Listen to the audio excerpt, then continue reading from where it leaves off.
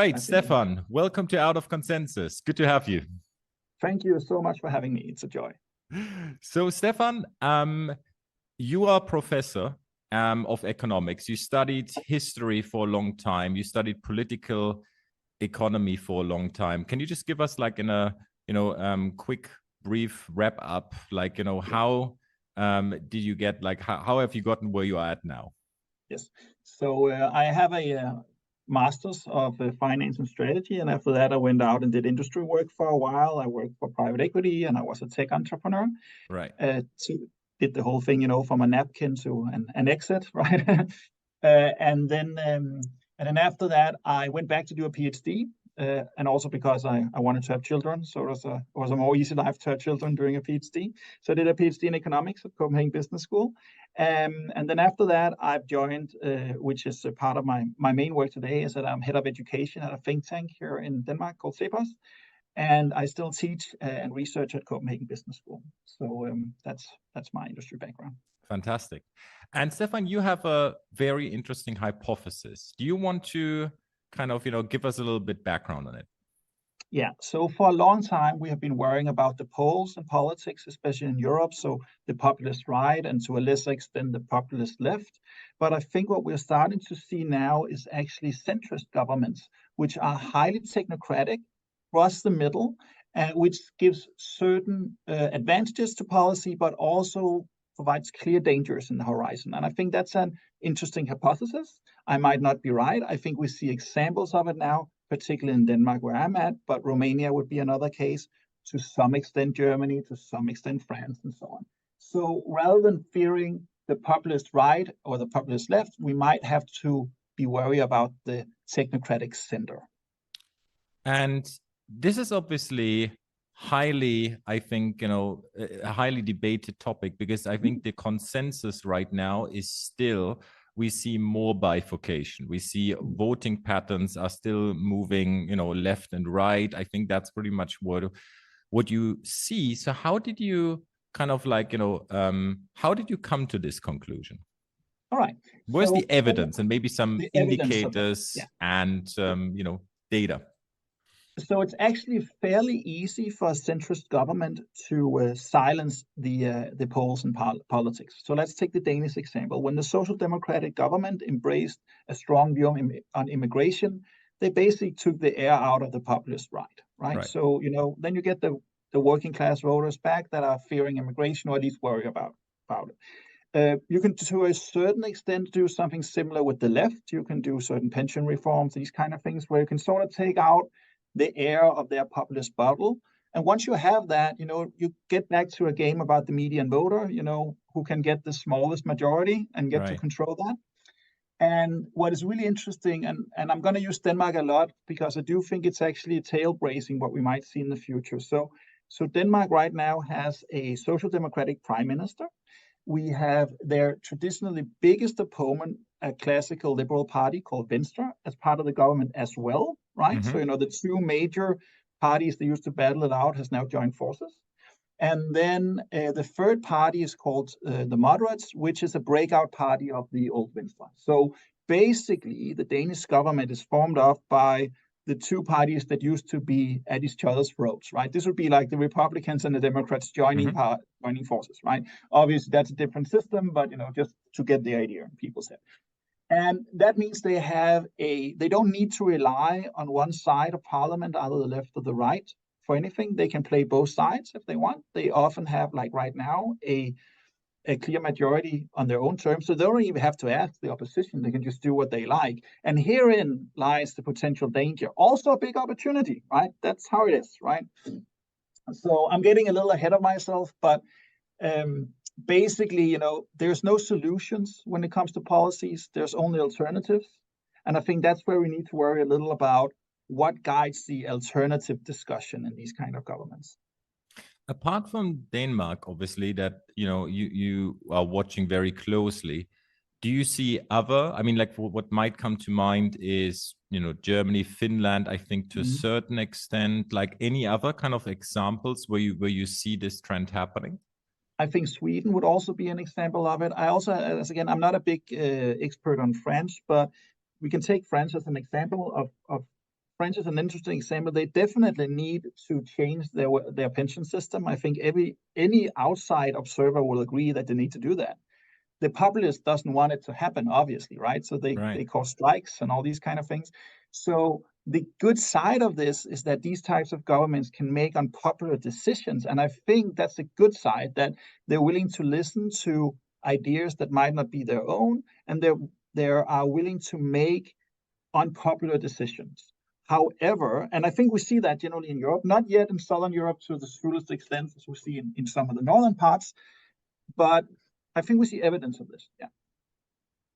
And then let's come a little bit to the opportunities.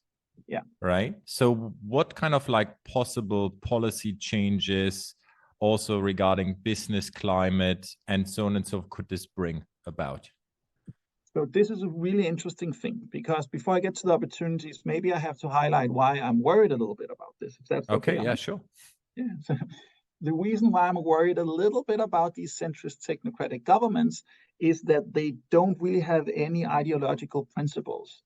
So both the left and the right typically have some principles that are the reason for being, right? That they'll uphold policy against. So you know that if you have to sell a policy idea to the left, you have to appeal to certain things and something else to the right, and so on. With a centrist technocratic government, they might be open for ideas, which is the opportunity. However, they also don't have a natural thing that might stop them from doing certain kind of policy. And herein lies a big threat, because that might lead to too rapid changes, and it might lead to a more unstable business environment down the line. So I'll give you a concrete example. If you, in order to get some populist left voters from the left, you might want to increase corporate taxation, right? Which is bad for, we know it's bad for investment, right? We know it's better to have a low, steady, especially steady corporate tax rate, so that foreign investors know what they're getting into, right? Right. But now, in order to maybe secure an election or to keep your majority, you might increase that corporate tax level a little bit, or you might do other things, such as increasing certain tariffs or other things, which can be very dangerous from a business point of view, because it increases uncertainty. Right. But how does the centrist one come into it now? I think that hasn't been the approach in Europe. I think the approach in Europe, at least since the Second World War, the aim has been to have relative stable institutions that you continue trying to improve, whereas now everything is sort of for sale. Does that make sense? Yes. But like, how does I mean, I think that's kind of, definitely what we have been seeing for a while.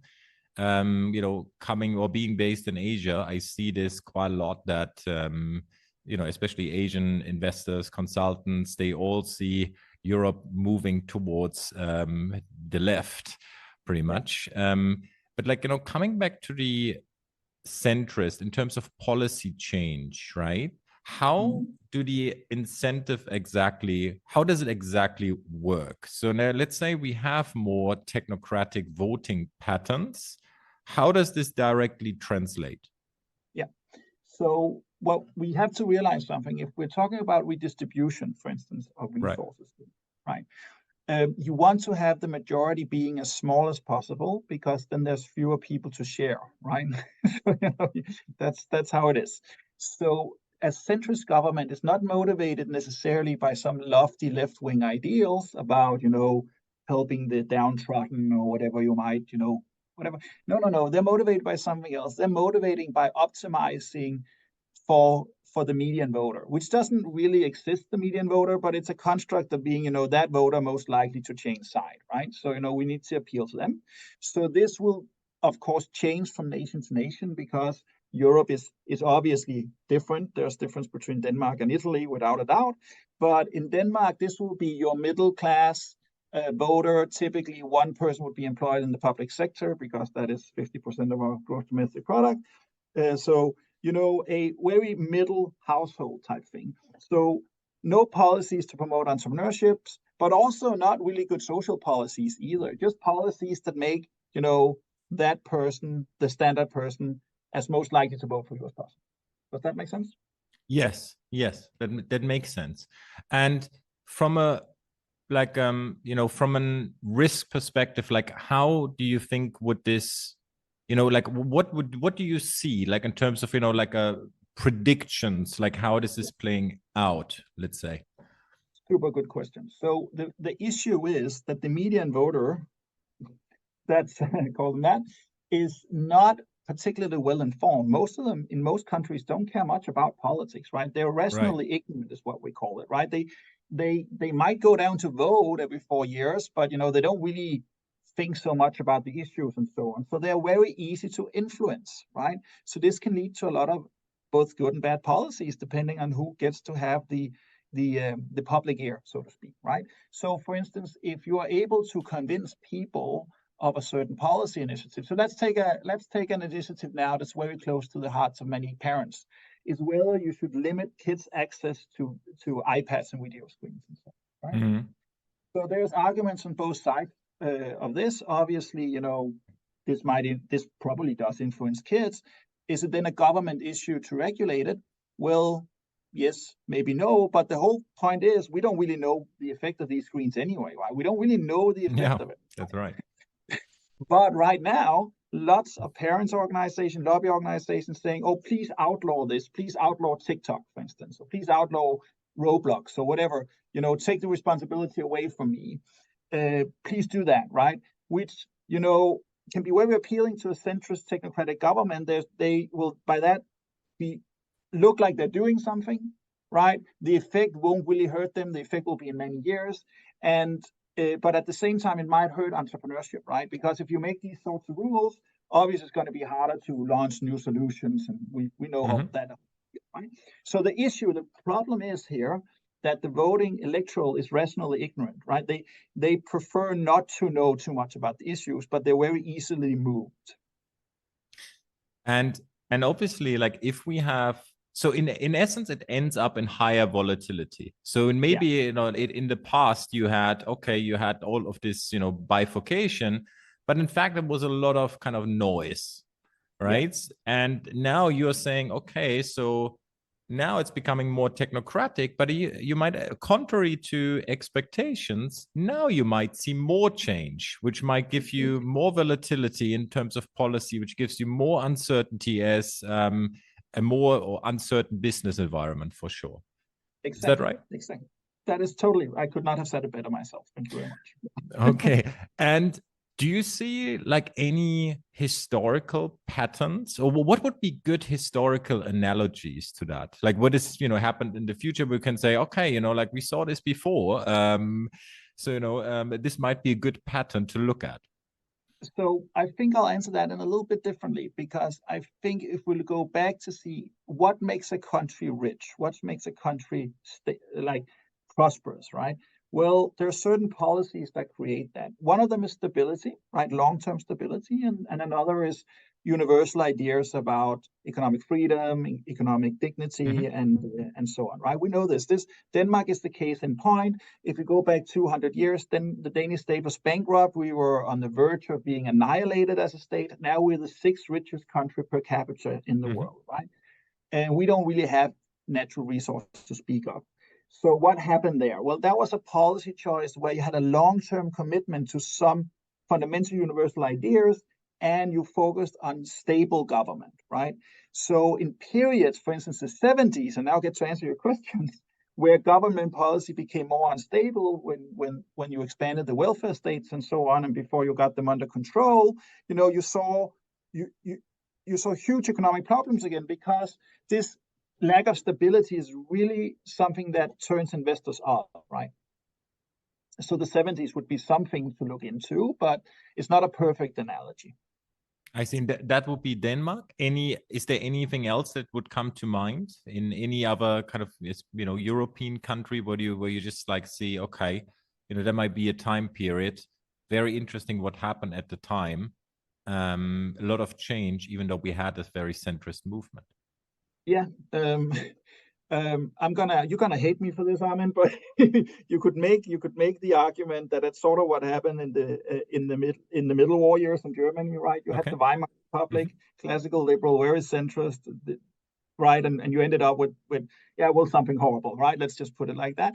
And despite the best intentions in the world, and despite actually doing a lot of good things, the Weimar Republic government tried to do a lot of good things, right? Like they actually tried to build a modern democratic state, and it's ended up totally different, right? And generally that period, I'm not one to make the same comparisons at all, because it's not like we had just had a world war, so we have to be very careful with this historical image. I must stress that, but we do see.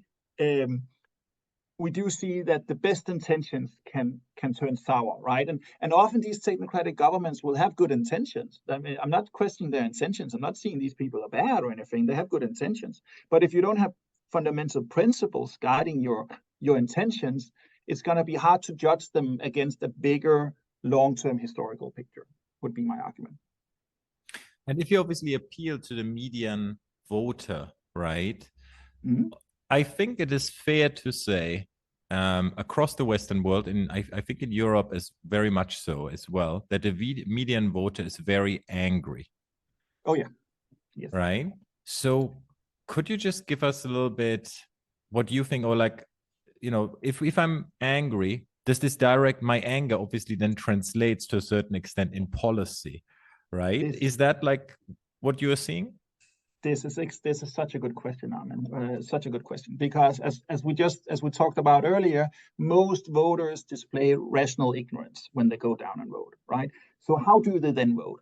How do they pick the issues? Well, oftentimes they will pick the issues based on what we call expressive voting. That means they pick one issue that they're very angry about, as you're saying. It might be immigration, it might be the environment or climate change or whatever.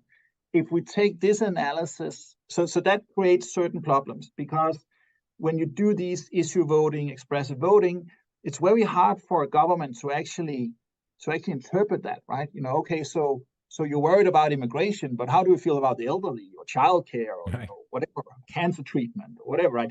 Roads, I don't know, farm rules. You mentioned all this huge list of stuff that you have to think about, right? So, you know, okay, so you're worried about the one thing. So that's the one problem. The other problem, which is exactly what you're talking about, it's so spot on, is that where do issue voting come from, right? What motivates that? And that is not motivated by love. It's motivated by hatred, right? Because when you think about it, I'm being very philosophical here, but people like from Adam Smith to Vernon Smith have commented on this a lot. Especially Vernon Smith, the Nobel laureate, has talked a lot about this. Is, you know, you can love relatively few people, right? Maybe like a handful of people, that's your close world. And then you have some people that you feel solidarity towards, your co-workers, schoolmates, maybe your neighbor. So people you would help without asking anything in return. You know, you don't love them, but, you know, you like them and you share their world. Most of what you do, however, you do in a competitive world, right? When you go down shopping for bread, or, you know, whatever you do out in the world, right? So there's relatively little that can motivate you from love. That's what happens when you're family and so on. Most of what you're motivated for it comes from at least competition and maybe even social dislike of other groups, right? So you're not saying, you know, I want to save the environment. You're saying, you know, those truckers and farmers need to be punished for destroying the earth, right? You know, so you know, your argument becomes like that, and that drives some of this, without a doubt, right? So people are very angry. The median voter is very angry, and they're frustrated about certain things.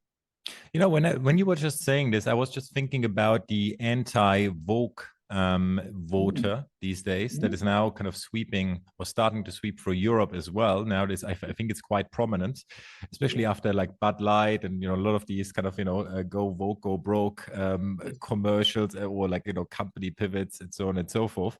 So when you think about, like, you know, or let me paraphrase this. What do you think, like, where's the biggest anger? Where do you see the biggest areas where people are angry? So we mentioned immigration for sure. That's like a big topic, and probably rightly so. At least, like, you know, from some discussions that I follow. So where do you see other areas? So there are several other areas, and they vary a little bit based on country and based on age group, obviously, and also based on where you live. Okay, so if we take the wokeness first, which is definitely something that's so. If we look at, I'm paraphrasing this a little bit. But in the cities, people are woke, right? They like the woke stuff. They appeal to that. The journalists who write the co-ops and all these kind of things, they tend to be pro-woke. The young people are woke and so on. And you don't see it as a big issue, and all these. Well, you see it as a big issue, but you think it's the right direction. If you go to the countryside, people are definitely not woke, right? Right. And we see that very interestingly played out. So again, if I can use another Danish example, that is what I know most about. So we had another split out from the classical liberal party Venstre called Danmarks Demokrater, the Danish Democrats. And on the surface, it looks like a populist right party. It looks sort of like anti-immigration, anti-woke, Eurosceptical, and so on. If you look at the actual policy, it's completely centrist, right? It's just like, it's just the veneer, the painting, so to speak, dressing up the bride, as we used to say in private equity, right? The bride is dressed up a little bit different, but so it will appeal to like an anti-woke countryside, maybe working class voter, right? They have the biggest working class following now. Their actual policy will be very close to what the government is currently doing, right? So, it's interesting. So so getting back to the other question, what else are people worried about? Young people are worried about climate change, right? Obviously. And they're worried about it in a really weird way where it tends to take up a lot of their mind, but they don't actually read that much about it. It's a really interesting thing. There's a lot of misconceptions around that issue, especially when you compare to how much people think about it. And I sometimes compare it with being really madly in love, but never checking the social media profile of the person you love. Right. So that's sort of like, sort of what I compare it to sometimes. And then, of course, in Europe, particularly, welfare state reform, that is big, right? So it's different. The issue is different in various countries.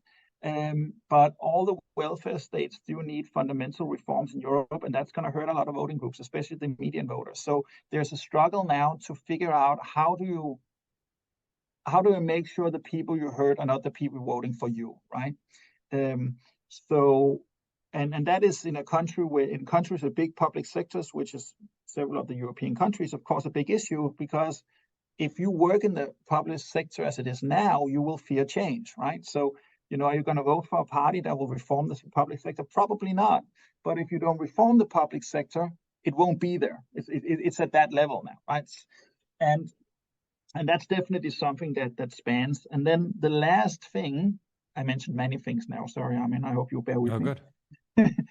There's also a demographic thing at play here, because we know, especially in redistributive democracies, that in order to get your piece of the cake, you don't need to be a big group, but you need to be well organized and liked, right? And on the one end of the voting scope, we have an actually pretty big group, and they're very well organized, and they're generally liked, and that's the elderly, right? They are like, and they vote, right? And then on the other end, we have a group that are generally disliked now, which is a newer thing in policy, and not very well organized and very heterogeneous, and that is young people, right? So you're going to see a generational struggle across European welfare system, which is going to be interesting to follow, to say the least. Right? Yes, for sure. But now we had maybe let's stop for the doom and gloom a little bit and move to the opportunities, because there's for sure. When I look at Europe, I do see a very slow old man that adapted very slowly to what's going on in the world, to the extent that when I talk to people here in Asia, they are not even looking at Europe anymore from a tech perspective and from a startup perspective, where the next technology is coming from, which is also very concerning. So in other words, I think what I'm saying is change might be a good thing. So any views on that? Yeah, definitely. Change is a very good thing, and you're hitting the nail perfectly. If we look at Denmark, all our big companies are old companies, many of them founded before the Second World War, right? We have created 7 unicorns in the last 2 decades. All of them moved away, right? Because it might be a good country to be a child in, but it's apparently not a good country to be a teenager in, right? Right. And many European countries rely on or have this old man idea that if you're born Belgium, you remain Belgian. whatever, or Dutch or Danish or whatever. Right? Yeah, sure. In the past, like if you started a company in Niedersachsen or wherever in Germany, probably it would take a long time before you got foreign capital, and the foreign capital you got would be, or external capital, sorry, would be regional most of the times, right? Whereas now, if you start a tech startup, within the first couple of years, you're going to have external capital, maybe even like from the first day in some cases, if you're in an incubator or whatever. And if you want to grow, you're going to have global foreign capital, like in a Series A round or even in a seed round, which makes you a global company right away. And I think the European policymakers have not yet understood that. So they're very focused on their voting populace, but they're not actually focused on who will pay the bills tomorrow. And so I understand why your clients and people in Asia generally are looking at this old man picture. I think, however, the danger for the old man of Europe, which I do actually like, I think he's a charming old man. I think he's nice to talk to. Yes, he's good mannered and all these things, right? Right. He do need to adapt a little bit more. He do need to hit the treadmill and start running and so on, right? But he shouldn't completely throw away what he used to be. And I think that's what I'm worried about with the centrist government, is that they will throw away all the things that make this old man a charming person to have sitting next to you at the dinner party in order to just run only slightly faster anyway, right? So I think that's actually, if I were illiterate, that would be, my literary picture of it, right? You don't want, yeah. So yeah, I don't want to sound like doom and gloom. I think there's opportunities. I think if Europe reform itself a little bit, I do still think it's a fundamentally strong economy, a good high human capital, all these kind of things. There's good fundamentals there, but there's definitely needs to be some fundamental changes.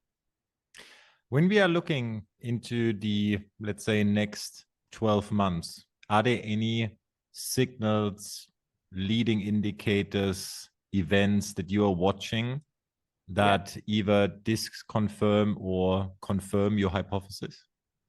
Yeah, it is oddly under the radar, but the development of the European Union is extremely important to watch right now.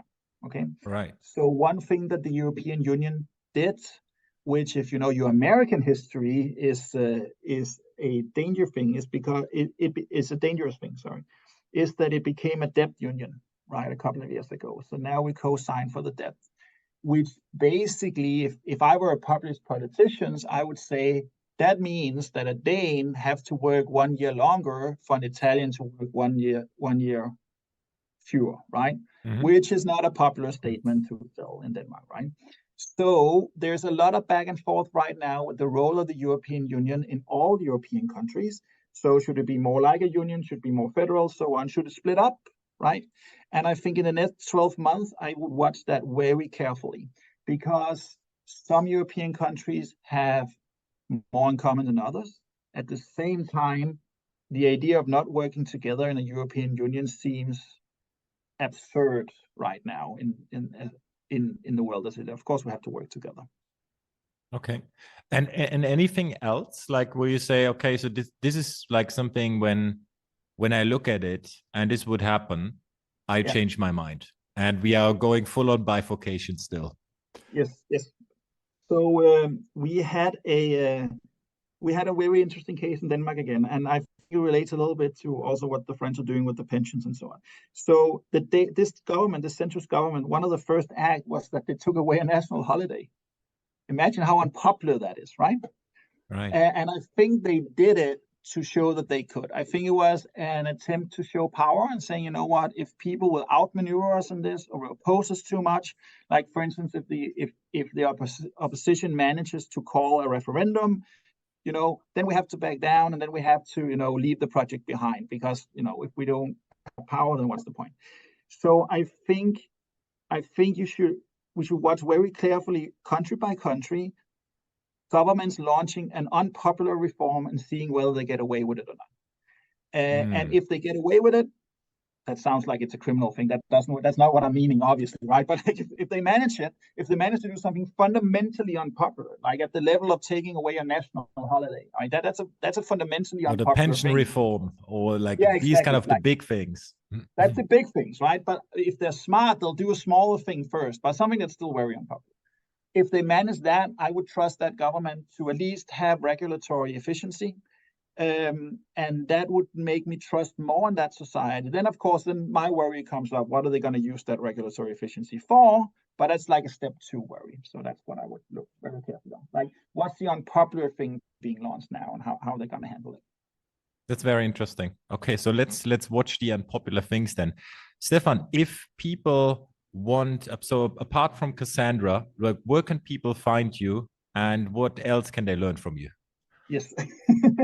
So I have a podcast called Econ Roots, which is on the history of economic thought. It's a totally nerdy project, but if you're interested, for instance, in Nobel laureates, or just, economic theory, maybe you used to study it in college or whatever, and just want, remember that was sort of fun to debate, please check that out. Season 2 onwards is in English, and we do interviews. We have an interview with a laureate coming up very shortly.